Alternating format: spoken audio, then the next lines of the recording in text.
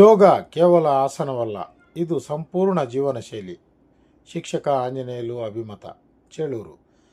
ಯೋಗ ಭಾರತೀಯ ಸಂಸ್ಕೃತಿಯ ಜಾಗತಿಕ ಗುರುತು. ವಿಶ್ವದಾದ್ಯಂತ ಇಂದು ಜೂನ್ 21ರಂದು ಎಲ್ಲ ಇಲಾಖೆಗಳಲ್ಲೂ ಅಂತಾರಾಷ್ಟ್ರೀಯ ಯೋಗ ದಿನವನ್ನು ಆಚರಣೆ ಮಾಡುತ್ತಾರೆ ಎಂದರು.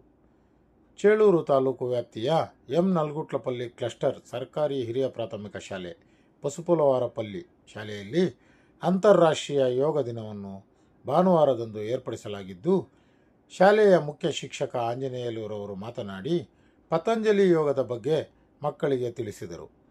ಯೋಗ ದೇಹ, ಮನಸ್ಸು, ಉಸಿರು ಎಲ್ಲವನ್ನೂ ಬ್ಯಾಲೆನ್ಸ್ ಮಾಡುತ್ತದೆ. ಖಿನ್ನತೆ ಹೆಚ್ಚಾಗುತ್ತಿರುವ ಕಾಲದಲ್ಲಿ ಯೋಗ ಒಂದು ಔಷಧಿ ಎಂದರು. ಅದಷ್ಟೇ ಅಲ್ಲದೆ ಪ್ರತಿದಿನ ಯೋಗ ಮಾಡೋದರಿಂದ ಉತ್ತಮ ರೀತಿಯ ಆರೋಗ್ಯ ವೃದ್ಧಿಯಾಗುತ್ತದೆ ಎಂದರು. ಅವರು ಮಕ್ಕಳೊಂದಿಗೆ ವಿವಿಧ ಭಂಗಿಗಳಲ್ಲಿ ಯೋಗ ಮಾಡಿ ಸಂತಸ ಪಟ್ಟರು. ಈ ಸಂದರ್ಭದಲ್ಲಿ ಶಿಕ್ಷಕರು, ಅತಿಥಿ ಶಿಕ್ಷಕರ ಜಿ. ವೆಂಕಟರಮಣಪ್ಪ, ಪೋಷಕರು, ಮಕ್ಕಳು ಹಾಜರಿದ್ದರು. ಪ್ರಿಯ ವಿದ್ಯಾರ್ಥಿಗಳೇ, ಈ ದಿನ ಅಂತಾರಾಷ್ಟ್ರೀಯ ಯೋಗ ದಿನವನ್ನು ನಮ್ಮ GHPS ಪಸುಪುಲವಾರಪಲ್ಲಿ ಶಾಲೆಯಲ್ಲಿ ಆಯೋಜನೆ ಮಾಡಿ ಎಲ್ಲ ಕಾರ್ಯಕ್ರಮಗಳನ್ನು ಯೋಗ ದಿನಾಚರಣೆ ಅಂಗವಾಗಿ ನಡೆಸ್ತಾ ಇದ್ದೀವಿ. ಈ ದಿಸೆಯಲ್ಲಿ ನಮ್ಮ ಭಾರತ ದೇಶದಲ್ಲಿ ಸುಮಾರು 1,000 ವರ್ಷಗಳ ಹಿಂದೆಯೇ ಪತಂಜಲಿ ಅಂತಕ್ಕಂಥ ಒಬ್ಬ ಮಹರ್ಷಿ ಈ ಯೋಗವನ್ನು ಪರಿಚಯವನ್ನು ಮಾಡಿಸ್ತಾರೆ. ಹಾಗಾಗಿ ಭಾರತ ದೇಶ ಒಂದು ಯೋಗವನ್ನು ಮೊಟ್ಟ ಮೊದಲಿಗೆ ಇಡೀ ವಿಶ್ವಕ್ಕೆ ಪರಿಚಯ ಮಾಡಿಕೊಟ್ಟಿರ್ತಕ್ಕಂಥ ದೇಶ.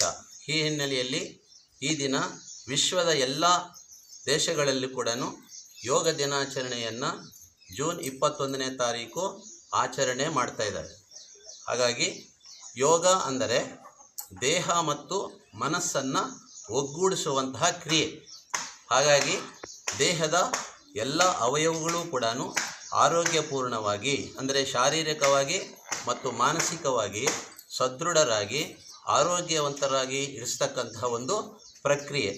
ಈ ಎಲ್ಲ ಪ್ರಕ್ರಿಯೆಗೂ ಮೂಲಧಾತರು ಯಾರು ಅಂತ ಹೇಳಿದರೆ ಪತಂಜಲಿ ಅಂತಕ್ಕಂಥ ಒಬ್ಬ ಯೋಗ ಮಹರ್ಷಿಗಳು.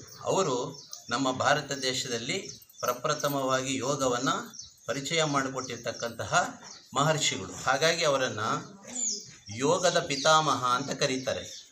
ಈ ಯೋಗವನ್ನು ಇಡೀ ವಿಶ್ವದ ಎಲ್ಲ ದೇಶಗಳಲ್ಲೂ ಕೂಡ ಈ ಯೋಗದ ಇರ್ತಕ್ಕಂಥ ಅನುಕೂಲ, ಆರೋಗ್ಯ, ಒಳ್ಳೆಯ ಪ್ರಕ್ರಿಯೆಗಳು ಇವೆಲ್ಲವೂ ಕೂಡ ಇಡೀ ಜನಕ್ಕೆ, ಅಂದರೆ ಜನ ಸಮುದಾಯಕ್ಕೆ ಒಳ್ಳೆಯ ಆರೋಗ್ಯ ಮತ್ತು ಮನಸ್ಸನ್ನು ಒಗ್ಗೂಡಿಸ್ತಕ್ಕಂತಹ, ಆರೋಗ್ಯವನ್ನು ವೃದ್ಧಿಸ್ತಕ್ಕಂಥ ಕ್ರಿಯೆ ಆಗಿರೋದರಿಂದ ಇಡೀ ವಿಶ್ವದಾದ್ಯಂತ ಯೋಗ ಅಂತಕ್ಕಂಥದ್ದು ತುಂಬ ಪ್ರಚಲಿತವಾಗಿದೆ. ಹಾಗಾಗಿ ನಮ್ಮ ಶಾಲಾ ಶಿಕ್ಷಣ ಇಲಾಖೆ ಮತ್ತು ಇತರೆ ಇಲಾಖೆಗಳೆಲ್ಲ ಕೂಡ ಸೇರಿ ಈ ದಿನ ವಿಶ್ವ ಯೋಗ ದಿನಾಚರಣೆಯನ್ನು ಹಮ್ಮಿಕೊಂಡಿರ್ತಕ್ಕಂಥದ್ದು. ಇದರಲ್ಲಿ ಕಾಲೇಜುಗಳಲ್ಲಿ ಎಲ್ಲೂ ಕೈಯಲ್ಲಿ ಚಿನ್ನಮುದ್ರೆ ಧರಿಸಬೇಕು, ಬೆನ್ನು ನೇರ ಮಾಡಬೇಕು, ಕಣ್ಣನ್ನು ಮುಚ್ಕೋಬೇಕು, ಸ್ಟ್ರೈಟಾಗಿ ಮುಖನ ತುಂಬ ಮೇಲೆ ಕೆತ್ತಬಾರ್ದು ಆಕಾಶಕ್ಕೆ, ನಿಮ್ಮ ಮುಖದ ನೇರವಾಗಿ ನೋಡಬೇಕು. ಹೀಗೆ ನಿಮ್ಗೆ ಗೊತ್ತಾಗಲಿಲ್ಲ ಅಂದರೆ ನಮ್ಮನ್ನು ಒಂದ್ಸಾರಿ ಅಬ್ಸರ್ವ್ ಮಾಡಿ ಮತ್ತೆ ನೀವು ಮಾಡಿ.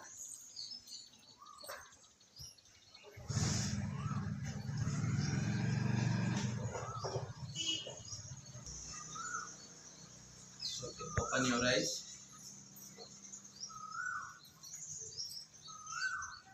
ಈಗ ಒಂದೊಂದು ಕಾಲ ತೆಗೆದು ಸರ್.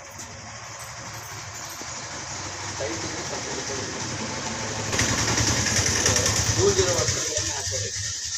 Come down.